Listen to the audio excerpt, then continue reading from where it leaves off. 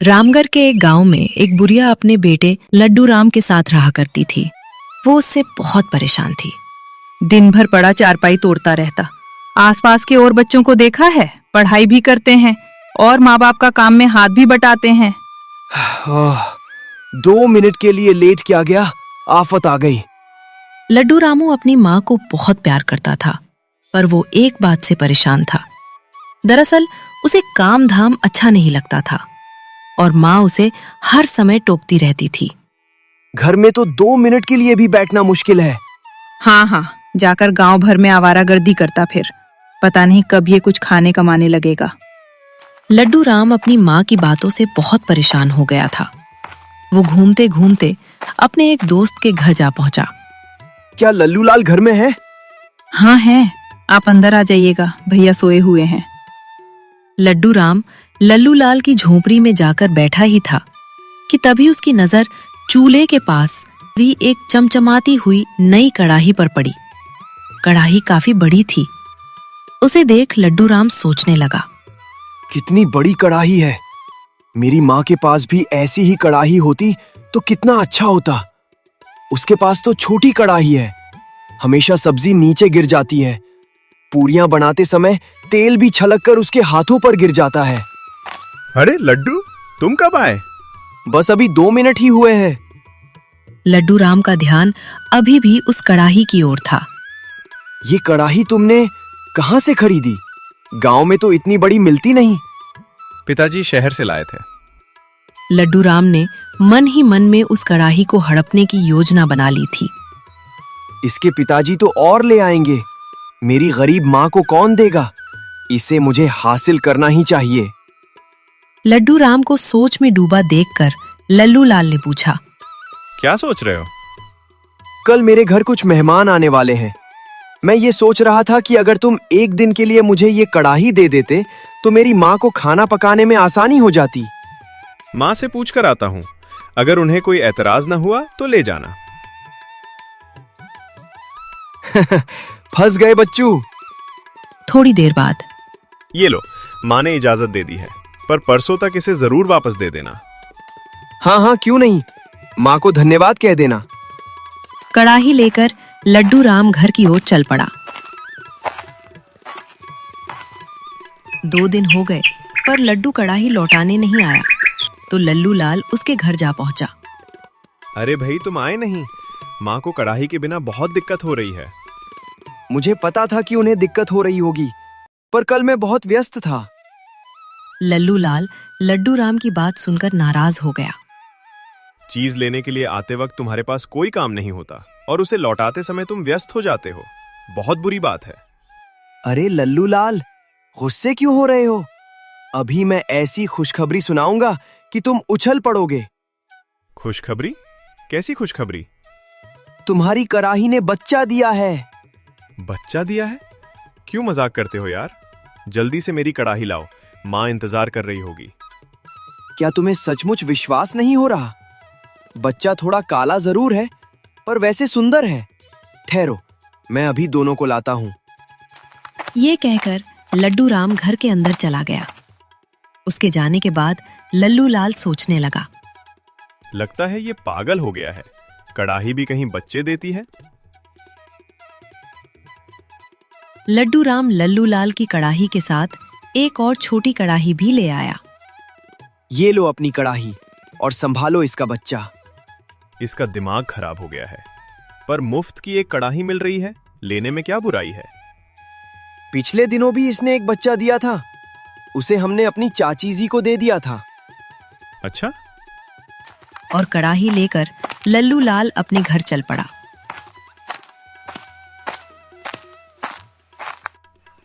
दो दिन बाद लड्डू राम फिर लल्लू लाल के घर जा पहुंचा।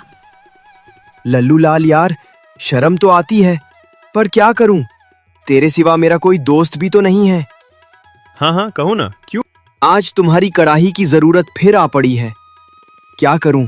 आज भी घर में कुछ मेहमान आए हैं। इसमें इतना झिझकने की क्या बात है? ठहरो, अभी लाता हूँ। लल्लू लाल सोचने लगा, अगर इस बार भी हमारी कढ़ाई ने बच्चा दे दिया तो मजा आ जाएगा। लो भाई, ये रही कढ़ाई। धन्यवाद। यदि कड़ाही कोई बच्चा दे तो उसे संभाल कर रख लेना। हाँ हाँ, तुम बिल्कुल चिंता मत करो। एक सप्ताह बाद भाई, मैं तुम्हारी आदत से बहुत परेशान हूं। चीज ले जाते हो तो उसे कभी समय पर वापस नहीं लौटाते। पिछली बार भी तुमने यही किया था और इस बार तो एक सप्ताह होने को आ गया है। लड्डू राम ने कोई जवाब नहीं दिया, केवल मुंह लटकाकर खड़ा हो गया। तो लल्लू लाल को गुस्सा और भी बढ़ गया। क्या मैं पागल हूं जो बकबक किए जा रहा हूं? मेरी बात का जवाब क्यों नहीं देते? कड़ाही लौटाने क्यों नहीं आए? किस मुंह से आता तुम्हारे पास? ऐसा क्या हो गया? तुम्हारी कड़ाही मर गई। क्या बकवास करते हो? कड़ाही भी कभी मरती है?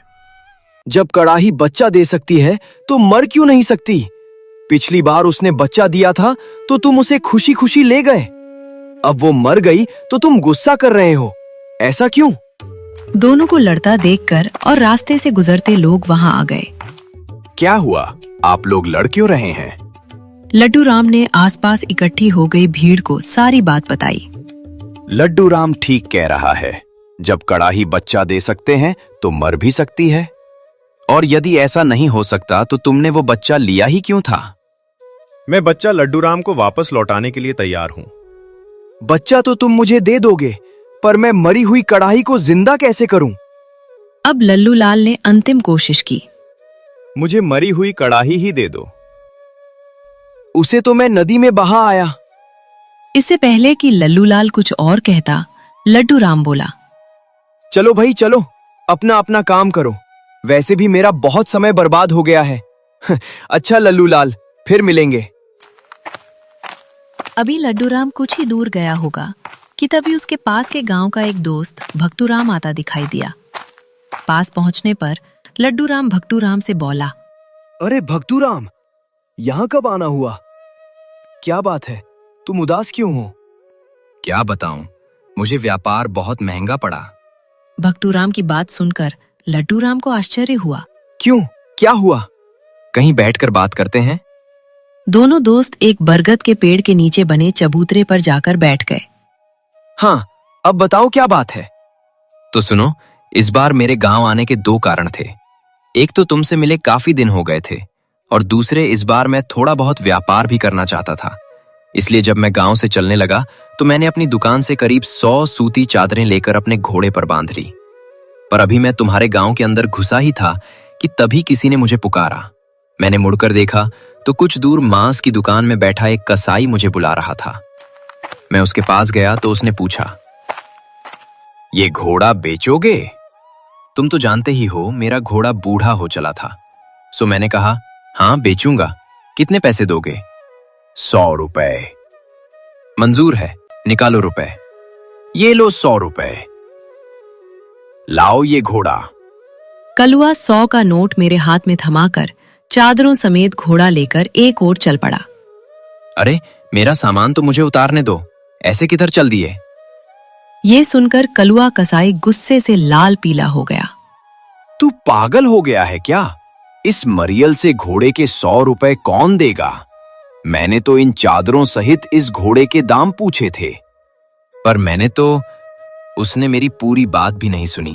पर वर कुछ नहीं, मैंने पूरे घोड़े के दाम पूछे थे और वही मैं ले जा रहा हूं। जब हार कर मैंने चिल्लाना शुरू किया तो थोड़ी ही देर में वहां भीड़ इकट्ठी हो गई। क्या बात है? मैंने उन्हें पूरी बात बताई तो सब उसी का पक्ष लेने लगे। भाई, घोड़े के दाम दिए हैं तो पूरा घोड़ा ले जाना उसका हक है। हाँ हाँ ठीक है, ये पूरा घोड़ा उसका है। मैं अकेला भला क्या करता? चुपचाप वहां से चला आया। भापू राम की कहानी सुनकर लड्डू राम सोच में पड़ गया, लेकिन कुछ देर बाद वो बोला, अरे यार, तू चिंता मत कर। मेरे रहते कोई तेरी कानी कौड़ी भी ठग कर नहीं ले जा सकता। अभी घर चले, कल कसाई के पास चलेंगे। अगले दिन उस कसाई की दुकान तो तुम्हें याद है ना? हाँ हाँ, क्यों नहीं। मुझे तो उसका काला भयानक चेहरा भी अच्छी तरह याद है। वे दोनों कसाई की दुकान की ओर चल पड़े। दुकान के पास पहुंचकर, आइए आइए, क्या चाहिए हुजूर? तभी कसाई की नजर भापू राम पर पड़ी। अरे जनाब, आप भी इनके साथ आए हैं। बताइए बताइए क्या दूं? इससे पहले कि भापूराम कसाई से झगड़ बैठता, लड्डू राम ने कहा, मुझे सिर चाहिए। कितने? काफी चाहिए। तुम्हारी दुकान में जितने हैं वे सब कितने में दोगे? कलवा कसाई ने कुछ सोचकर उत्तर दिया, वैसे तो 30 रुपए के होंगे, पर आपको 25 में दे दूंगा। ये भाई साहब जो आपके साथ आए हैं। ठीक है, ये लो 25 रुपए। जल्दी से बांध दो सबके सब। और कलवा कसाई ने जल्दी जल्दी बकरों के सिर एक टोकरे में भर दिए। लड्डू राम भी पागल है। आया था मेरा माल वापस दिलवाने और खरीद रहा है बकरों के सिर। ये लीजिए साहब, सारे सिर। अब लड्डू राम ने अपनी चाल चली। तुम्हारे और तुम्हारे भाई के सिर के बारे में तुम्हारा क्या ख्याल है? क्या ये सिर इस दुकान में नहीं है? हैं? क्या? तुम्हें इतना आश्चर्य क्यों हो रहा है? भाई, मैंने तुमसे दुकान के सभी सिरी का सौदा किया था। लाओ, अपना सिर इधर लाओ। हाय, मर गया, बचाओ बचाओ। दोनों की आवाज सुनकर दुकान के आसपास भीड़ जमा हो गई। तो लड्डू राम ने अपने सौदे के बारे में बता दिया। हाँ तो भाइयों, आप लोगों की क्या राय है? ठीक है, बिल्कुल ठीक है। दोनों के सिर भी अब आपके हैं। हाँ हाँ, आपके हैं। सभी लोगों की एक ही राय देखकर कलवा कसाई लड्डू राम के पैरों पर गिर पड़ा। कुछ तो रहम कीजिए, मेरे बच्चे भूखे मर जाएंगे। अब बाजी लड्डू राम के हाथ थी। कल तुमने इसका घोड़ा और चादरें 100 रुपए में ठगते समय रहम की बात सोची थी। मुझे माफ कर दो। मैं अभी आपकी सारी चादरें, घोड़ा और सारे पैसे लौटा देता हूँ। चाहें तो ये बकरों के सिर भी मुफ्त ले जाइए। बकरों के सिर तो मैं ले ही जाऊंगा।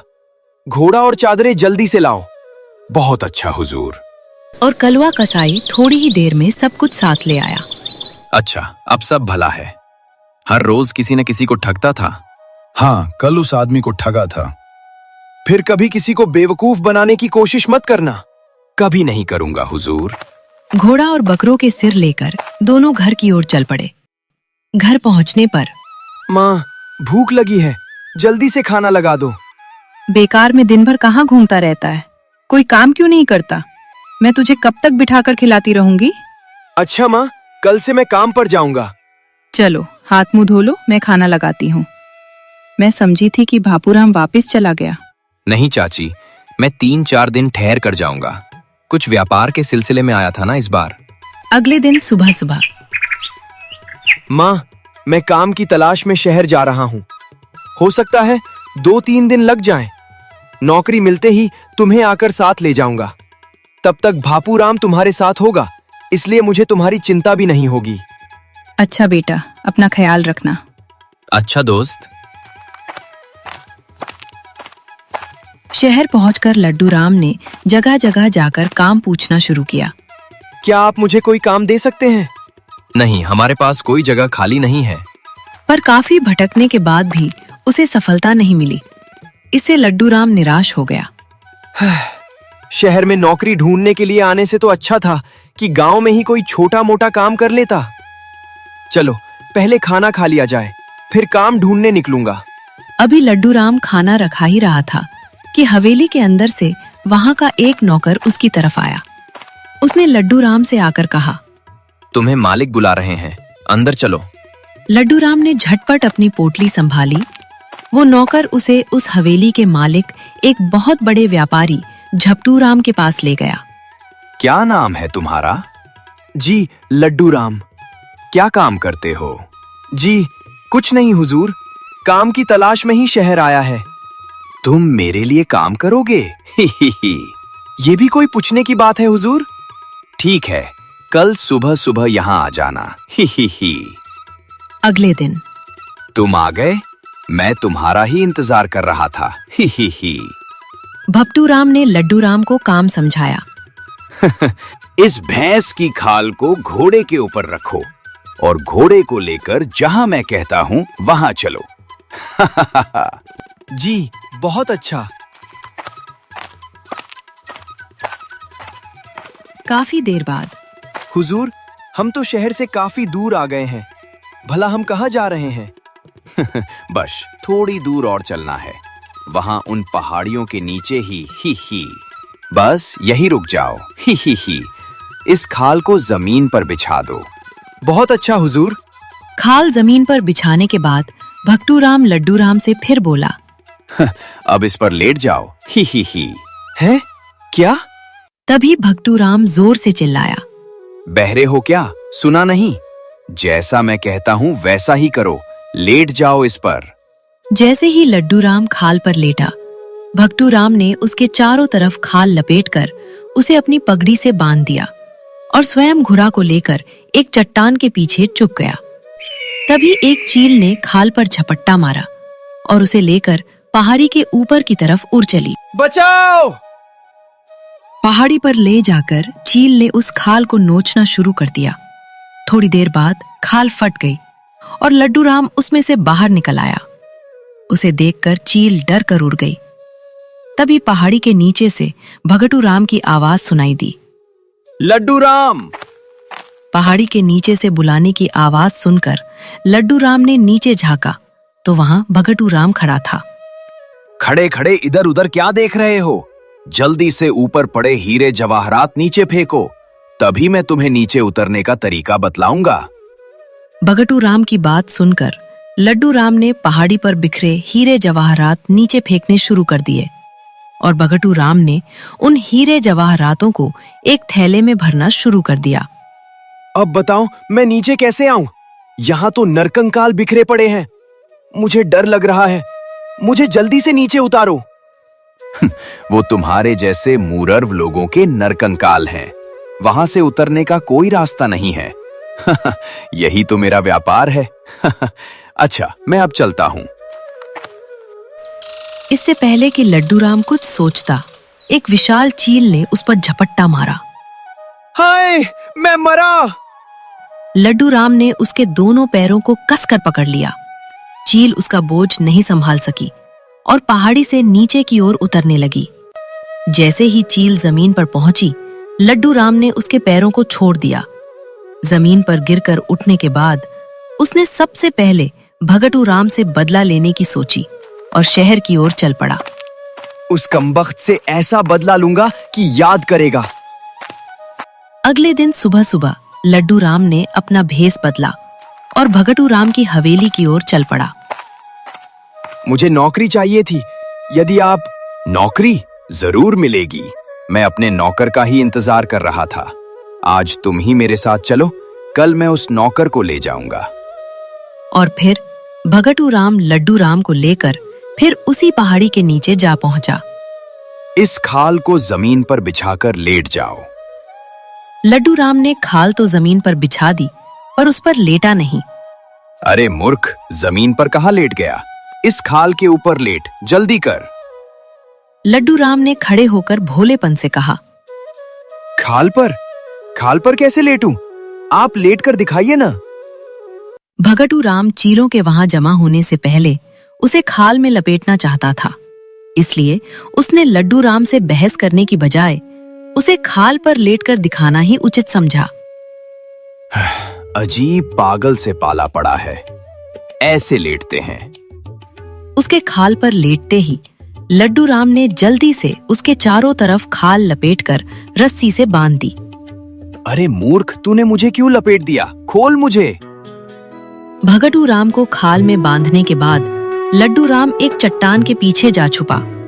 थोड़ी देर बाद ही 3-4 चीलें उस खाल के ऊपर मंडराने लगी।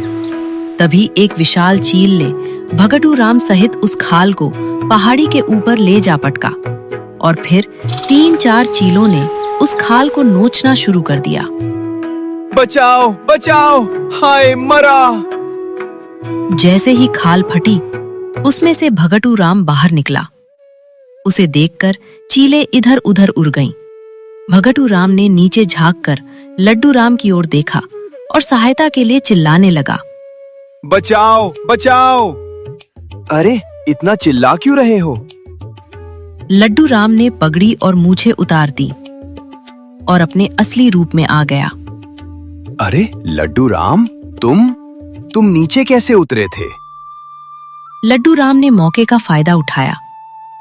समय नष्ट मत करो। हीरे पन्ने नीचे फेंको। नीचे उतरने का तरीका बहुत आसान है, मैं बाद में बताऊंगा। अच्छा अच्छा। भगटू राम ने जल्दी जल्दी सारे हीरे जवाहरात नीचे फेंके और फिर गिड़गिड़ाया। मुझे नीचे उतरने का रास्ता बताओ। भगटू राम, मैं जरा जल्दी में हूं। जिन लोगों को तुमने ऊपर पहुंचाया था वे अभी भी ऊपर ही हैं। उन्हीं से पूछो कि मैं नीचे कैसे उतरा था। और इस तरह एक निर्दयी व्यापारी से बहुत से सीधे सादे लोगों की जान का बदला लेकर लड्डू राम खुशी खुशी अपने गांव की ओर चल दिया। उसे पता था कि उसकी माँ बेसब्री से उसका इंतजार कर रही थी।